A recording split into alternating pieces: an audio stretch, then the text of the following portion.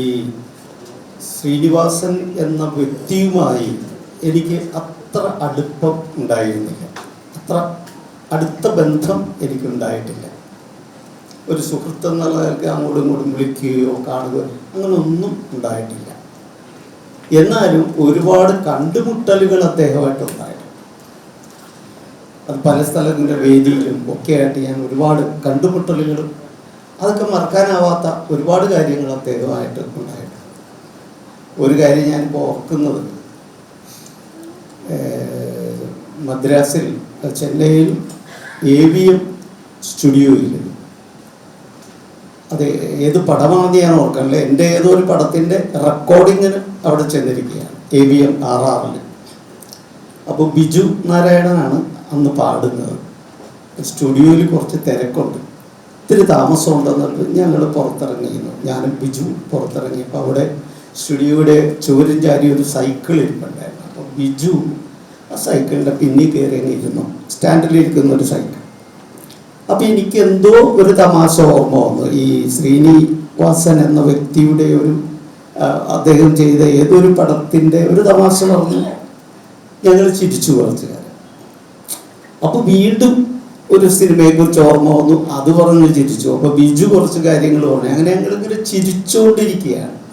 പെട്ടെന്നൊരു കാർ വന്ന് തൊട്ട് സൈഡിൽ നിന്നു. കാറിൻ്റെ പിൻ സീറ്റിൽ നിന്ന് ഡോർ തുറന്നു. നല്ല ചിരിയോടെ ശ്രീനിവാസൻ ഇറങ്ങുകയാണ്. ഞങ്ങൾ ഞെട്ടിപ്പോയി. അദ്ദേഹത്തെ പറ്റി പറഞ്ഞുകൊണ്ടിരിക്കുകയല്ലേ. അദ്ദേഹം ഇങ്ങോട്ട് വന്നപ്പോൾ തന്നെ ബിജു ചാടി ഇറങ്ങിയിട്ട് പറഞ്ഞു, ശ്രീനിയേട്ടാ 100 ആയുസ്സാണ്, 100 ആയുസ്. ഞങ്ങളതേ പറഞ്ഞ് ചിരിച്ചുകൊണ്ടിരിക്കുകയായിരുന്നു. അത്രയും മതി. ശ്രീനിയേട്ടൻ്റെ മുഖം എന്ന് പറയുന്ന മാറി, വളരെ ഗൗരവത്തിലായി. അപ്പം ഞാനും ഒന്ന് പേടിച്ചു. ബിജുവിൻ്റെ നേരെ വന്നിട്ട് പറഞ്ഞത് ശരിയായില്ല, ഞാൻ ഈ അടുത്തൊന്ന് നോക്കിയതാണ്, പോയി 106 വയസ്സുണ്ടെന്നാണ് പറഞ്ഞത്. അത് 6 വയസ്സ് കുറച്ചത്, തീരെ ശരിയായില്ല.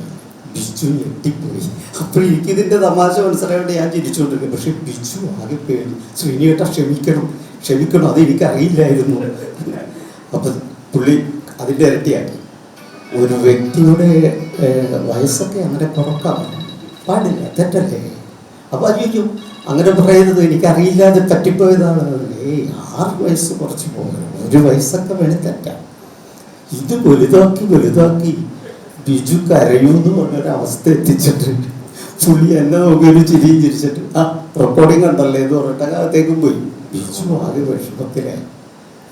ഒരൊറ്റ സെക്കൻഡ് കൊണ്ട് ആ സിറ്റുവേഷൻ മാറ്റിമറിച്ചില്ലേ, അതിലാണ് പുള്ളിയുടെ കഴിവ് എന്നുള്ളത്. അത് വേണമെങ്കിൽ ശരി 100 ആയുസിരിക്കട്ടെ എന്നൊക്കെ പറഞ്ഞൊക്കെ പോവാം. അങ്ങനെയല്ല, ആ ഒരു നിമിഷം അത് ബിജുവിനെ മനസ്സിലായി പുള്ളിക്ക്.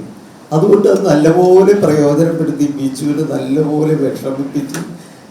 ബിജുവിന് വിശ്വസിക്കാൻ പറ്റുന്നില്ല. ഈ പറഞ്ഞതൊക്കെ തമാശ ആയിരുന്നെന്ന് ഞാൻ പറഞ്ഞിട്ട് അല്ലല്ല, അത് എന്തോ എവിടെയൊക്കെ പോയി നോക്കി പ്രശ്നമില്ല, ഞാനായിട്ട് വെറുതെ 6 വയസ്സ് കുറച്ചു കൊടുക്കുമ്പോൾ ബിജുവിന് ഭയങ്കര സങ്കടമായത്.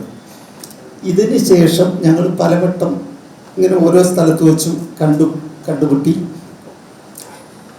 അപ്പോൾ മാത്തയുടെ ഒരു തിരക്കഥ വർക്ക്ഷോപ്പ് ഉണ്ടായിരുന്നു. അപ്പോൾ അതിൽ എത്താം എന്ന് പറഞ്ഞു. ഉച്ചയായപ്പോൾ പുള്ളി എത്തി. ഞങ്ങൾ തമ്മിൽ കുറച്ച് നേരം തിരക്കഥയെക്കുറിച്ചൊക്കെ സംസാരിച്ചു. തിരക്കഥ ഇപ്പോൾ മാറിക്കൊണ്ടിരിക്കുകയാണ്, അങ്ങനെ ഇങ്ങനെ തിരക്കഥ. അപ്പോൾ ഈ എടുക്കാൻ പോകുന്ന ക്ലാസ്സിന് മുമ്പായിട്ട് എന്നോട് സംസാരിച്ചതായിട്ട് ഞാൻ കൂട്ടി. അതെല്ലാം കഴിഞ്ഞു. കുട്ടികളാണെങ്കിൽ ഈ ക്ലാസ് അറ്റൻഡ് ചെയ്യാനാണ് ഇരിക്കുന്നത്. ഇതുവരെ അവർക്ക് അവരുടെ പേപ്പറിൽ പേന വെച്ചൊന്നും എഴുതാൻ പറ്റില്ല. ഇപ്പോൾ എഴുതാൻ പറ്റും, കാരണം അത്ര നല്ലൊരു ക്ലാസ് ആയിരിക്കും. എല്ലാം റെഡിയാക്കി വെച്ചു. ശ്രീയേട്ടൻ നേരെ കയറി. ആദ്യം തന്നെ പറഞ്ഞത്, ഞാൻ 10ാം ക്ലാസ് പാസ്സായത് ഗുരുവായൂരപ്പൻ കാരണമല്ല, ഞാൻ തന്നെ പഠിച്ച് പാസ്സായതാണ്. അവിടുന്ന് പിന്നെ അങ്ങോട്ട് ഡിഗ്രി പ്രീ ഡിഗ്രി ഒക്കെ പറഞ്ഞ് നേരെ പൊക്കാളി കൃഷി ചെയ്യണം, അതിനെപ്പറ്റി പറഞ്ഞു. അതും വിഷമടിക്കാത്ത പൊക്കാളി എങ്ങനെ ഉണ്ടാക്കാം. കുറേ കഴിയുമ്പോൾ ഞാൻ പതുക്കെ ചെന്ന്, അത് നമ്മുടെ ക്ലാസ് തിരക്കഥയാണ്, അതിനെന്താ തിരക്കഥ അവരെഴുതിക്കോളൂ, അതിന് ഞാനെന്ത് ചെയ്യാനാണ്, നിങ്ങൾ പൊക്കാളി കൃഷി പഠിക്കും, അല്ലാതെ തിരക്കഥ പഠിക്കണമെങ്കിൽ എന്നെ കൊണ്ടൊന്നും പഠിപ്പിക്കാനൊന്നും പറ്റില്ല എന്ന് പറഞ്ഞ് പുള്ളി നിർത്തിപ്പോ കളഞ്ഞു. ഇത് കുട്ടികളും ഞാനും ഒക്കെ ഇങ്ങനെ അന്തം വിട്ട് നോക്കിയിരിക്കുകയാണ്.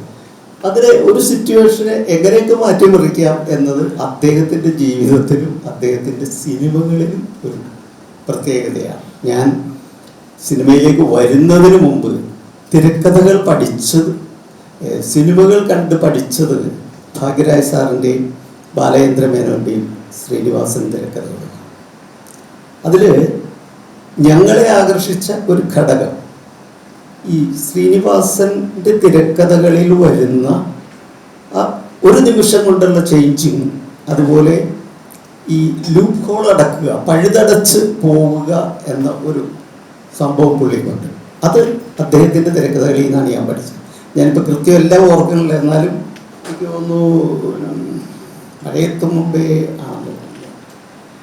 അതിലേത് ആ സിനിമയാണ് തോന്നുന്നു, ആദ്യം പറയാമായിരുന്ന ഒരു കാര്യം അവസാനം പറയുന്നുണ്ട്. അത് ആദ്യം പറയാമായിരുന്നു എങ്കിൽ ആ കഥയില്ല, പിന്നെ ആ സിനിമ നടക്കില്ല. കാരണം അവസാനത്തേക്ക് ഇത് വരുമ്പോഴാണല്ലോ ഇതിൻ്റെ ക്ലൈമാക്സ് ഒക്കെ വരുന്നത്.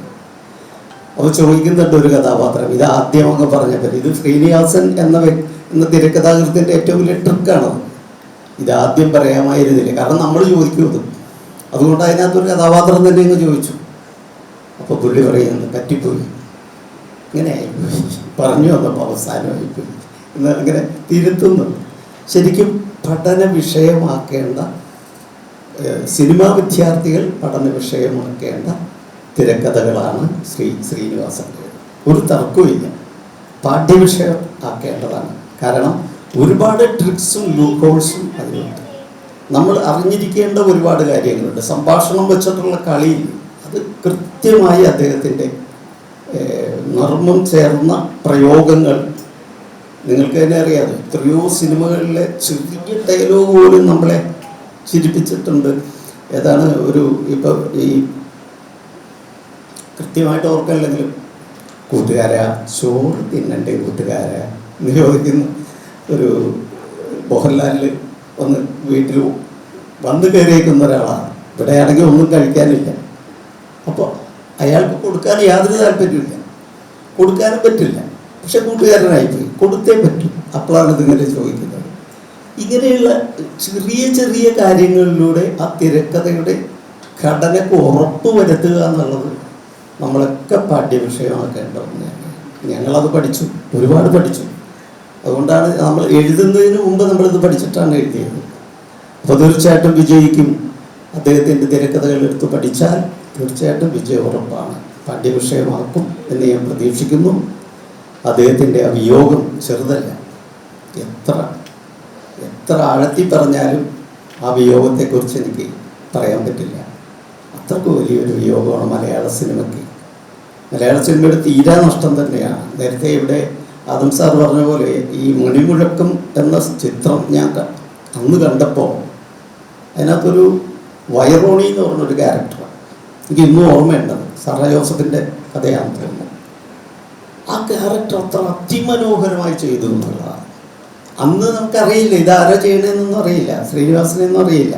പിന്നെ ഒരു ഹീറോ ഉണ്ട്, അത് SH കോളേജിൽ പഠിച്ചിരുന്ന ഒരു പയ്യനുമാണ്. ഇവർ രണ്ടുപേരും നമുക്കറിയില്ല. പക്ഷെ ശ്രദ്ധിച്ചു, മറ്റേ നായകനേക്കാൾ കൂടുതൽ ശ്രദ്ധിച്ചത് ഈ വൈറോണി എന്ന് പറഞ്ഞ ക്യാരക്ടറാണ്. അതാണ് ശ്രീനിവാസൻ ചെയ്തത്. എന്തായാലും ആ വിയോഗം തീരാ നഷ്ടം തന്നെയാണ്. ഞാൻ ആ ദുഃഖത്തിൽ പങ്കുചേരുന്നു നിങ്ങളോടൊപ്പം. നന്ദി, നമസ്കാരം.